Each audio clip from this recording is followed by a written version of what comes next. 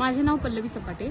महाराष्ट्र राज्य ग्रामीण जीवनोन्नती अभियान अंतर्गत खानापूर पंचायत समिती येथे मी प्रभाग समन्वयक म्हणून काम करते. मी ज्या अभियानामध्ये काम करते आहे हा जो अभियान आहे मी यामध्ये गेली 7 वर्ष झाले काम करते आणि हा अभियान जो आहे तो खास महिलांसाठी आहे, महिलांच्या सक्षमीकरणासाठी आहे.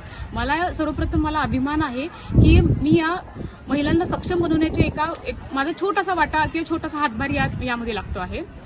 आम्ही ज्या तालुक्यामध्ये काम करते त्यामध्ये आजपर्यंत 10,263 महिला हा लखपती झालेल्या आहेत.